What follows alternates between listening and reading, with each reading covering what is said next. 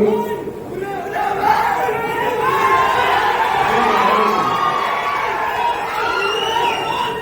మనకి సమయం లేదు కాబట్టి మరి తక్కువ సమయమైనా కూడా 2 రోజుల్లోనే మరి యూత్ అందరూ ఒక మీటింగ్ పెట్టుకొని మరి రాహుల్ గాంధీ గారి బర్త్డే మనమందరం ఘనంగా జరుపుకోవాలని సీతక్క గారు పిలుపునిచ్చారు. అలాగే డిటిసి గారు కూడా పిలుపునివ్వడం జరిగింది.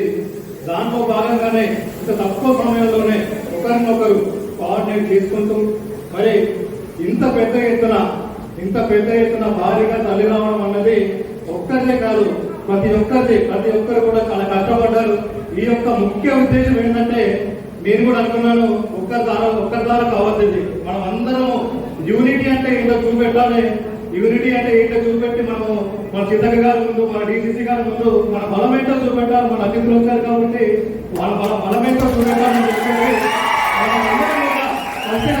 ఈ యొక్క ప్రోగ్రాన్ని నాది కాదు మీరందరి కృషి వల్ల ఇంత పెద్ద ఎత్తున ఇంకా మన యూత్ ఇంకా స్ట్రాంగ్ ఉంది అని చెప్పడానికి ఇది ఒక నిదర్శనము.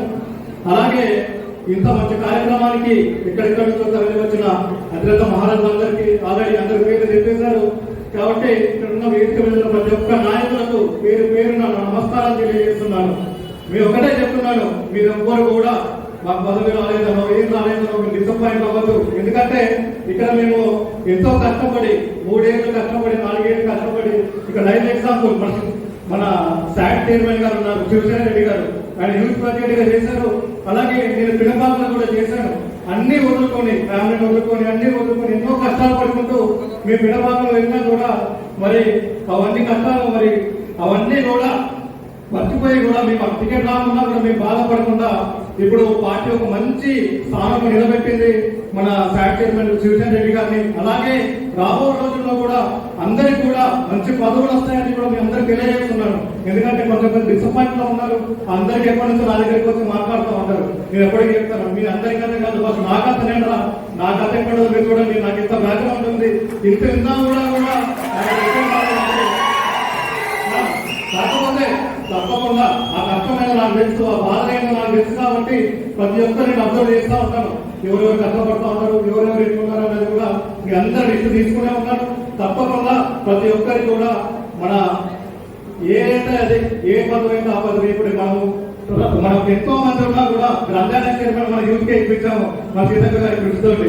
అలాగే ఎంతో మంది ఉన్నా కూడా ఎంతో మంది పెద్దలు ఉన్నా కూడా మరి ఆర్టీఐ మెంబర్ గా మన యూత్ నుంచే శ్రీనివాస్ కూడా అయ్యాడు. అలాగే యూత్ కి ఎప్పుడు కూడా మీరు డిసప్పాయింట్ అవ్వద్దు, మీరు ఇలానే కష్టపడాలి, రాహుల్ గాంధీ గారిని ఆదర్శంగా తీసుకోవాలి.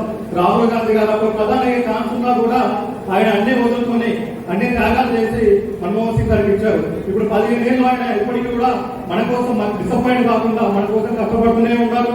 తప్పకుండా రాబో రోజుల్లో ఈ 5 సంవత్సరాలు ఈ 4 సంవత్సరాలు మనం అందరం కష్టపడి ఆయన ఒక ఆశయాలు ఏవైతే ఉన్నాయో ఆయన ఒక ఆశయాల లక్ష్యంగా మనం పెట్టుకోవాలి.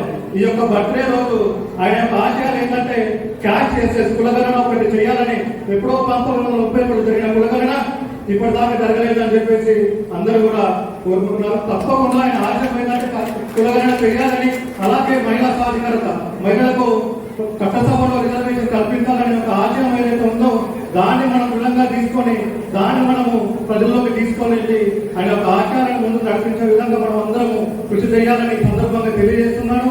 అలాగే మరి రాబో రోజుల్లో మీరు అందరూ ఎవరు కూడా డిసప్పాయింట్ అవ్వద్దు. ప్రతి ఒక్క స్కీమ్ అయినా ఉన్నదో, ఇందులో మహిళలైనా కూడా యువ వికాసాలైనా కూడా ప్రతి ఒక్క స్కీమ్ ఏదైతే ఉందో మీరందరూ కూడా ఎవరికి వచ్చిందో వాళ్ళందరూ హ్యాపీగా ఫీల్ అయ్యి మాకు వచ్చింది అని మీరు గర్వంగా చెప్పుకొని రాబో ఈ కోరిక రాలేదో తప్పకుండా మీరందరికీ సూర్యాబాయి ఉన్నాడు. తప్పకుండా